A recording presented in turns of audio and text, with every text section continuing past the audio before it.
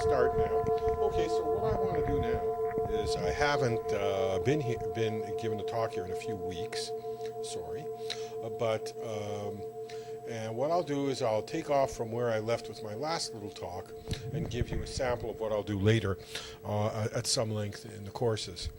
And what I want to do is discuss a number of topics which I think should be of value for someone who wants to engage in the spiritual path and wants to develop, to talk about compassion and how to develop it, and the special concept of bodhicitta, which is the mind that wants to help others and to do spiritual practice in order to gain the ability to help others. That kind of motive is an elixir, and it's like an alchemy that transforms all of the experiences in your everyday life to things that become useful and beneficial for yourself. It transforms negative things into aids on your path, and it will prevent obstacles from developing, you getting problems. Because if you do a lot of good spiritual practice, people will always tell you you'll burn up a lot of karma, and then you'll have more trouble. And as you get obstacles, if you aren't attached so much to your ego self-centeredness, though there will be less for our bad habits to hang on to grab onto, and to make trouble for you and prevent you from continuing on in your journey. And what I'm going to try and do is maybe discuss this under 5 points that I took notes on, and maybe we'll be able to finish it in the course of this little talk.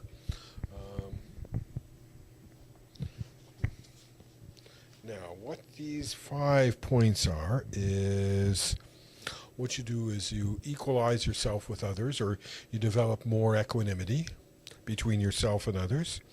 Think about the disadvantages of the attitude of self-cherishing from a lot of different angles. Think about the advantages and consider the advantages of cherishing others. And then exchanging yourself for others, and finally sending and taking. And these I will describe just generally. How much time do I have? Okay, I'm going to try and keep the talk limited. 3:25. Oh, is that how much 5 minutes? I want to go for about 7 or 8. Go ahead. You got Okay. You got 5 minutes. Okay. Now, the first one is equalizing yourself with others. I discussed it a little bit before. You reflect upon the equality of yourself and others. Now, the way in which you're all the same is all of you have the spontaneous wish, all of you have the desire, all of us have the desire to end our suffering and to enjoy a happy state. Right? We're no different in that. So why argue so much, and why have problems with others? If we were in, let's say, we're all in the same boat, we're all like in a jail, and we're in the same cell with all the other beings around us, and we're all going to be executed at some point, then what's the point of arguing with the others if you're in the same boat and you're going to be executed? Because really, where's that going to lead if you know that that's going to happen to you? And that's the situation that we're all in right now.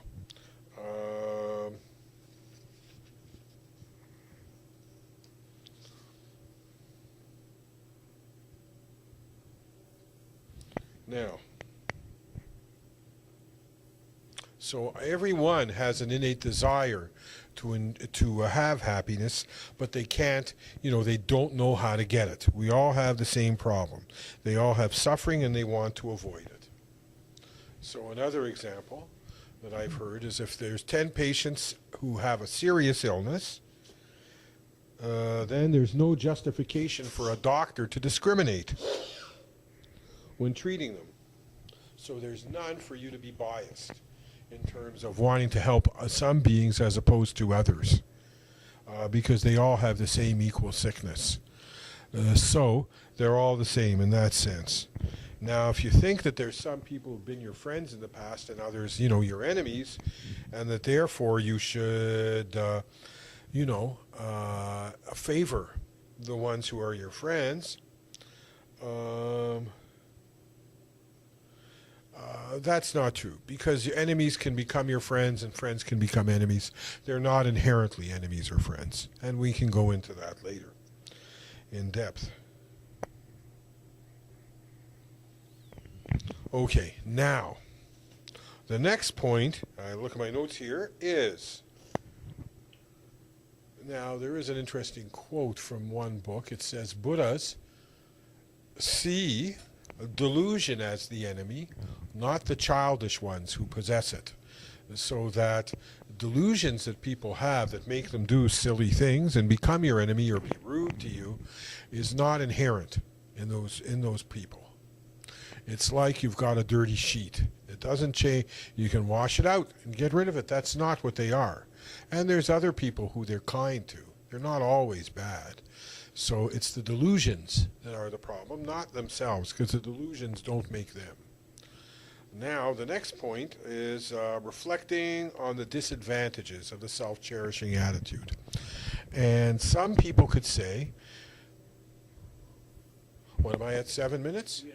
Okay, so let's cut it there. And then I'll talk more later in a couple days. Okay, and I'll put up the rest of this in brief. Thank you. Bye for now. What Push the button in the back.